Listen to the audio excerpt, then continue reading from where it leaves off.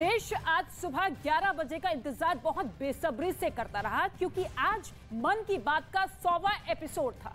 मन की बात एक कार्यक्रम नहीं बल्कि एक अभियान, एक बदलाव और एक सामाजिक क्रांति का सूत्र बन गया जिसने देश के 130 करोड़ लोगों को आंदोलित कर दिया। मन की बात 10 सालों में देश के विकास का गवाह रहा है।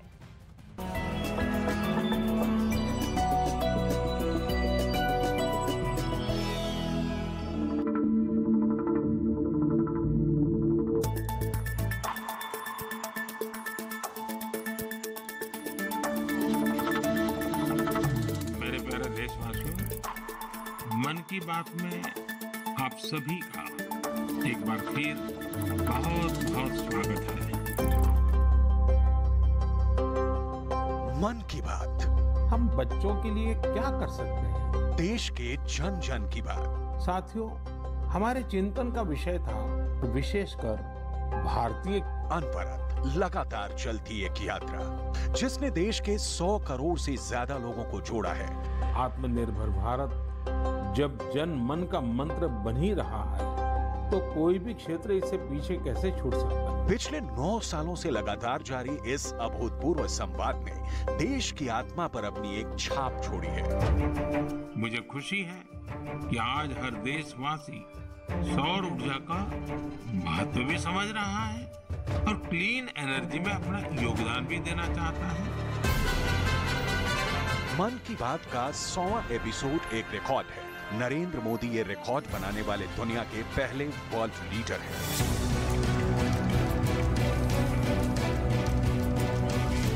बिना रोके, बिना थमे, मन की बात कार्यक्रम ने पूरे देश के अंदर एक सामाजिक बदलाव किया।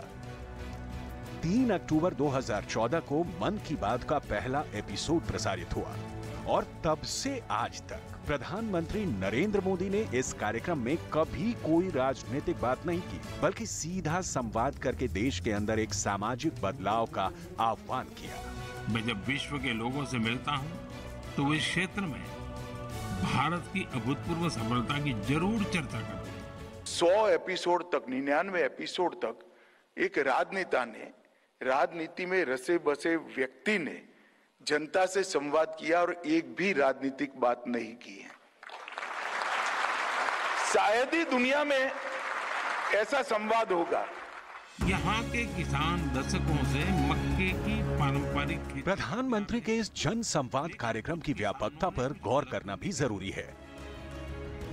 प्रधानमंत्री का कार्यक्रम मन की बात का प्रसारण 23 भाषाओं में होता है। 29 बोलियों में मन की बात कार्यक्रम सुना जाता है। 11 विदेशी भाषाओं में भी मन की बात कार्यक्रम प्रसारित होता है।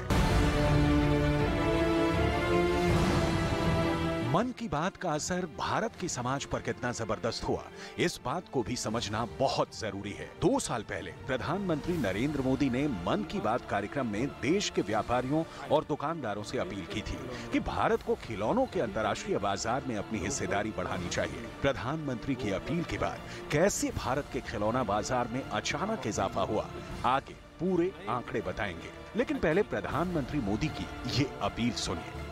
मैं अपने स्टार्टअप मित्रों को, हमारे नए उद्यमियों से कहता हूं, टीम अप फॉर टॉयज। आइए मिलकर खिलौने बनाएं।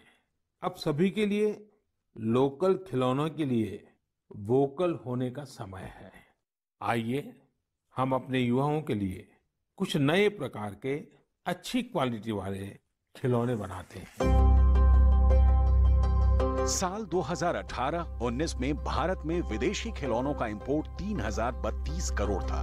30 अगस्त 2020 के मन की बात कार्यक्रम में प्रधानमंत्री ने स्वदेशी खिलौनों के निर्माण पर जोर दिया और साल 2021-22 में भारत में विदेशी खिलौनों का इंपोर्ट घटकर 899 करोड़ रुपए का रह गया। यानी भारत में विदेशी खिलौनों का इंपोर्ट करीब 1400 करोड़ घट गया। ये मन की बात का असर है। प्रधानमंत्री नरेंद्र मोदी की एक अपील ने भारत के टॉय मार्केट में बूम ला दिया। मन की बात ने देश को कैसे बदला, जरा सुनिए। सितंबर 2019 में जब प्रधानमंत्री जी ने लता मंगेशकर जी को उनके 90वें जन्मदिन की बधाई दी तो लता जी भी बहुत भावुक हो गई। मोदी जी से उनके बहुत मित्रता या ऐसा कहूं एक भाई बहन का रिश्ता बहुत नजदीक की थी।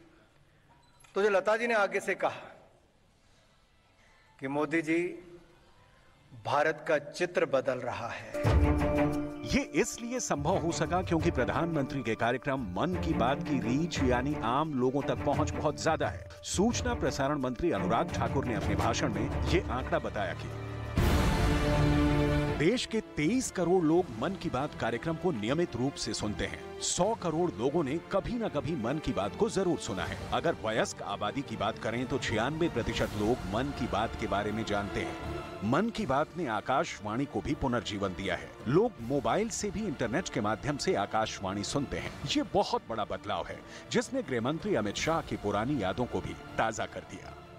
देश की सीमा की सुरक्षा करने वाले जवानों की फरमाइश पर एक कार्यक्रम चलता था शाम को 7 बजे जयमाला, और जयमाला को मैं सुनने वाला नियमित श्रोता हुआ करता था। दूर दराज के गांव के अंदर भी उनके मनोरंजन के लिए अगर कोई साधन था तो आकाशवाणी ही थी।